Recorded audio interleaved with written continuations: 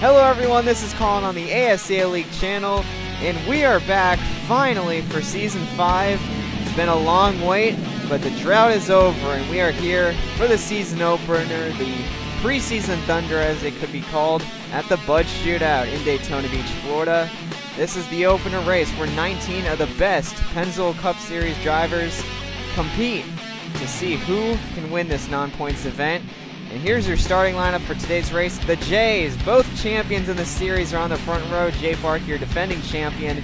Also in row 2, Brian Boone, Kyle Collins, also competitive drivers here today. Michael Jones, another champion.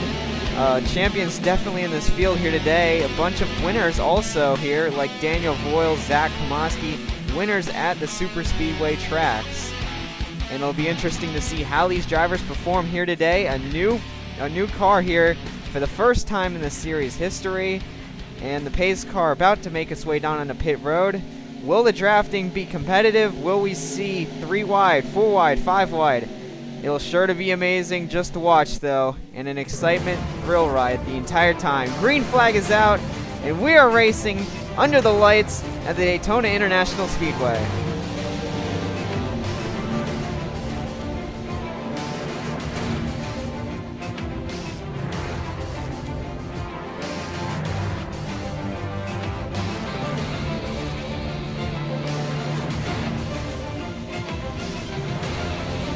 And the first corners are in the books under the lights here for the Bud Shootout as Jay Durrell will take the whole shot, but he is under attack by Jay Barker right now, coming down into turn 3. Barker underneath him.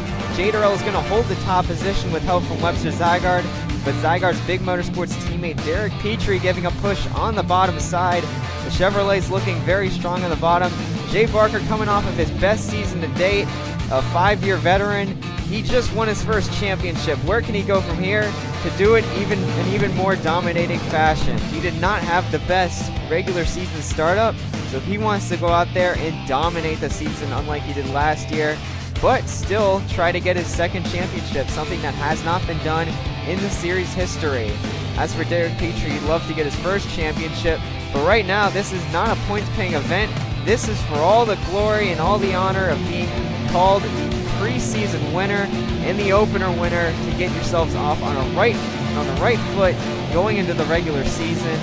Nothing speaks confidence like a win here early on. And we see Sam Rogers. This is also where a bunch of the drivers who made switches in the off season get to test their teeth and grind their teeth on the competition, as Sam Rogers moving over from Maui Motorsports to National Racing, finally getting some speed in those Chevrolets.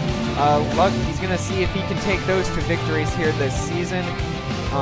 7 car with Bass Pro Shops on the hood, looking for great things. National Racing as a whole has 3 other 4 cars entered in this race, and they're sure to be a powerhouse team this season. You see the 02 car from Knight Hoffman Racing, that is Arsh Hussain on the inside, in his second tenure with the team. And the Deca Batteries Ford is also looking for a strong season. He missed the chase last year, however right now he's showing a lot of speed in that 02 car. But coming on the inside, the worst season statistically from Rick Witt was last year. He's looking to make a come around.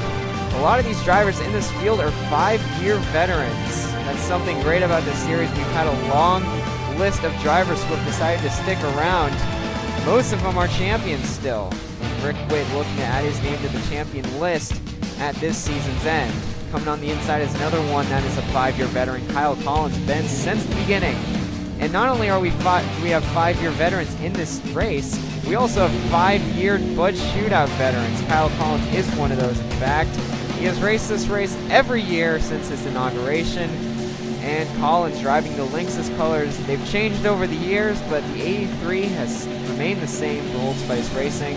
One of the few, and actually one of the plentiful, actually, if you think about it. You have Derek Petrie also in this field who's been with his team.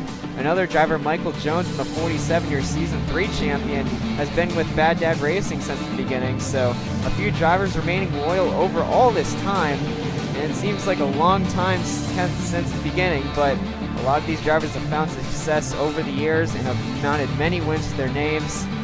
And Michael Jones is no stranger to winning, as he is looking to take one here. I believe he actually has a Bud Shootout win It came here last year, if I'm not mistaken. It was either last year or season 3. So Michael Jones definitely knows how to get it done, but as he gets moved to the outside, we see that draft into play. The inside line can just carry so much more speed through the corners, and they eventually end up becoming the dominant line. And it's almost like the grip is just not there for the middle and the outside lines.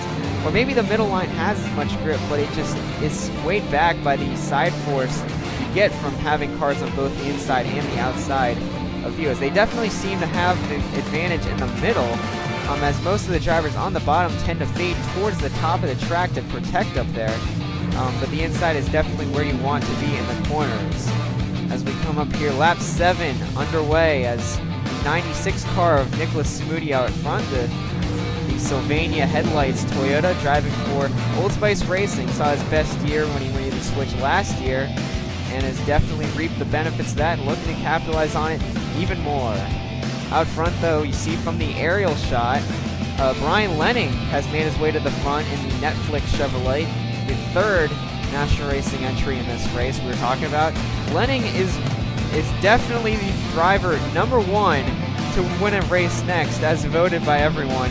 Brian Lenning is waiting for that day to come. He has raced for 4 years and still has not gotten his first career victory. This is the best chance he has, even though it's not with his familiar number 22. But the number 5 definitely should bring some power and some horsepower under that engine. And we see Lenning trying to hold on to the lead, but here comes Arshaw Sane back to the lead with Rick Witt. Blaine Keys, though, not going to stay with Witt, as he's going to cover the bottom line from Zach Komoski. No stranger to the super speedways. In fact, he got his name known when he won the 2015 Daytona 500 for Reloaded Racing, I believe it was, in the number 81 Toyota. He carried a lot of that strength on through that season, but since then it's kind of been a struggle. But that peak exhaust fluid Ford is looking for some strength here, and maybe to reclaim some of that lost potential, and hopefully try to get his career back on track, as he's had a few down years since then. As we see the outside line moving back. One thing to note, the starting grid was shuffled around by lap 2, by lap 3. And as you see the scoring grid going across the top of the board, that's going to get shuffled all day because of this pack racing. Lenning was out front just a few laps ago, not even a few laps, maybe 1 or 2 laps ago, and he's all the way back in 18th, 19th place at the tail end of the field. And it's just the way that works. The sucker hole, as you see on the outside lane, just drags you back through the field, and it's almost like you have to find your way back to the bottom in order to make up progress again. And we've seen it time and time again. Sometimes the winners are not the ones out front on the final lap. Sometimes they're the ones 2nd or 3rd back on the inside line that find their way to the front at just the optimal point in time. You see Michael Jones, he's sure made use of that. He is coming up the inside now. You see Brian Lenning, he already fell back. The field is cycling a lot quicker than it normally does. I think the drivers are almost playing a game of lottery, as whoever's going to be at the front by the end of this may just get it handed to them, just because of how this is. And look at that. That is so close. That's some close racing. Nicholas Smudio coming on the inside, obviously pushing Michael Jones up the racetrack there. Almost got into the number 5, who he was trying to push. Now Michael Jones finds himself on the middle line. One disadvantage of being in the middle is that it may take a little longer to go to the back, as the outside line seems to fade back quicker, and when it comes to the later stages of the race, that could prove to be useful. One thing worth mentioning, these drivers will not have enough fuel. One thing that counteracts the fuel strategy that we've seen in previous races, drivers were not given a full load of fuel, so they'll need to come down to pit road. So far, no one has elected to make that decision yet, but as we see Sam Rogers out front, I believe they will be coming probably within the next 3 or 4 laps. I don't think they'd want to do it at the very end, although fuel strategy, pit road does close with 2 to go to avoid any short pitting like NASCAR's seen with Jeff Burton. But I believe the optimal time to come down pit road would be in about lap 15 or 16, as that time would give you an opportunity to get back up to speed and maybe get with some drafting partners in order to try to make a pass if you need to for the win.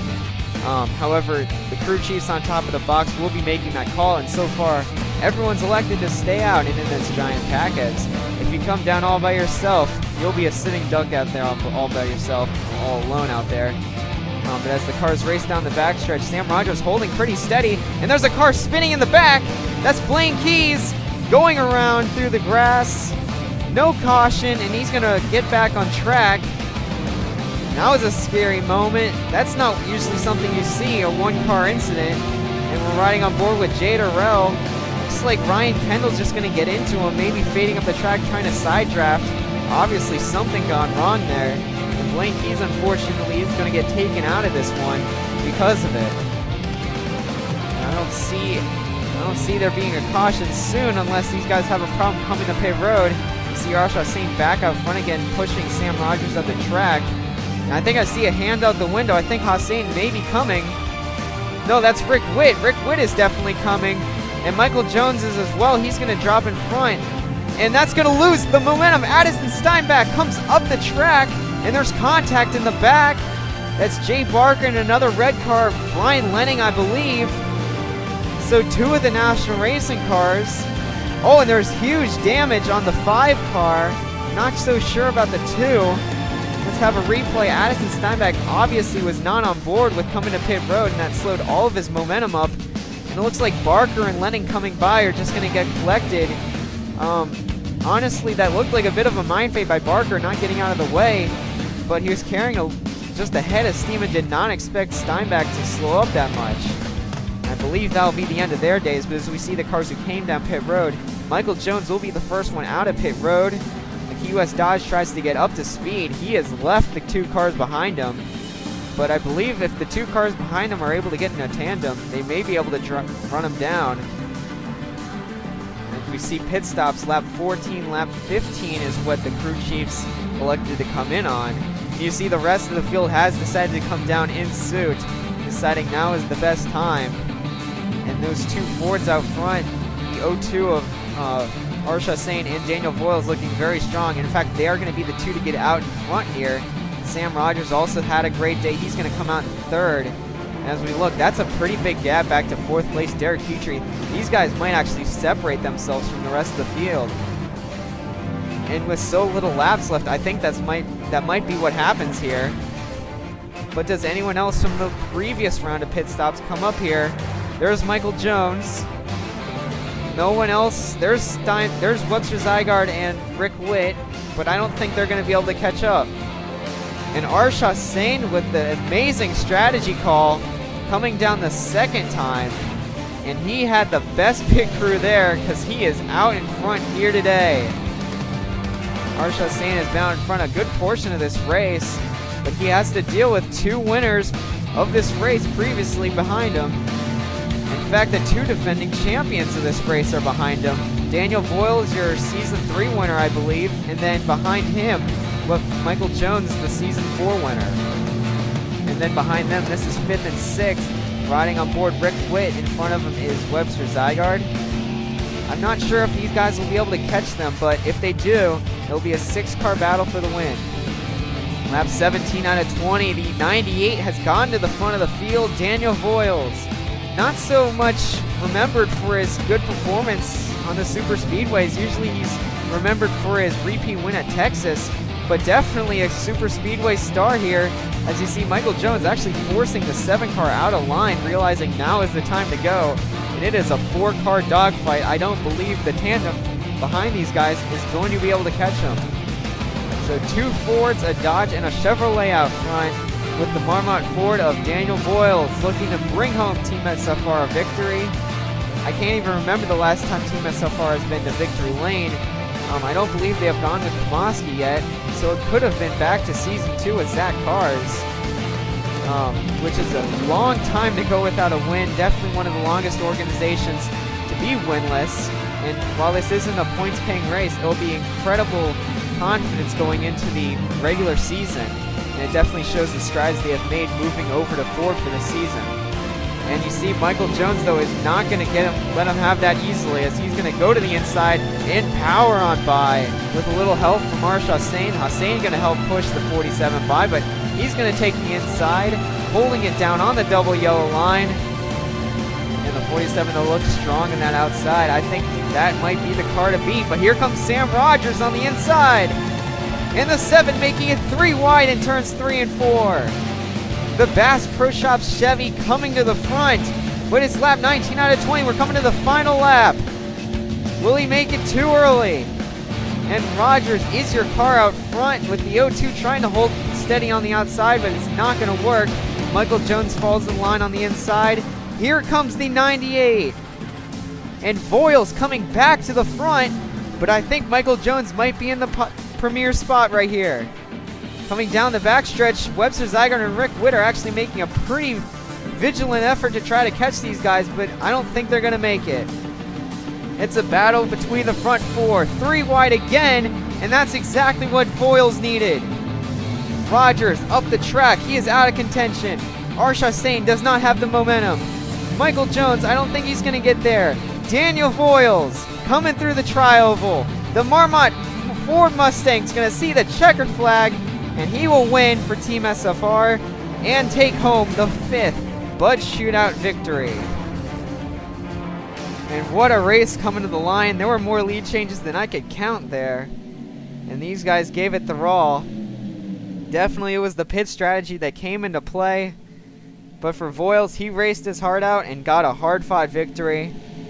Congratulations to the entirety of Team SFR, as, like we mentioned, their off-season changes have obviously made a better impact on their team. And they could be considered now playoff contenders for the chase come the regular season. And as he celebrates with victory burnouts, here is your finishing results. Voiles on top with Michael Jones, Arsha Sane, Sam Rogers in the 3 positions behind. Zygarde and Witt had good strategy, just not good enough to compete with the top 4. And then the cars on back, Petrie, Kamaski, Smudio, Purcell, Durrell, all battling amongst themselves for a top 10. Luke's Keys manages to rally back for a top 13. And Steinbach, despite getting involved with the 2 national racing cars, is going to wind up in 14th. Here's the rest of the field. Kyle Collins, Ryan Kendall, not good days. Boone, Brian Lenning, Jay Barker, that can't be good for them as they'll finish way behind the rest of the field. Some of our biggest movers, Arsha Sane, as mentioned, had a great race. He had the most laps led and was the biggest mover on the night. Anyways, that's your preseason Thunder. The next race you'll see is from the Daytona National Speedway, as well as we go into Speed Weeks for the Coppin Amateur Series and the Pennzoil Pro Series. It's good to be back, and I thank you all so much for tuning in to this year's season of the Pennzoil Pro Series. We'll see you next time. This is the ASCA League, signing out.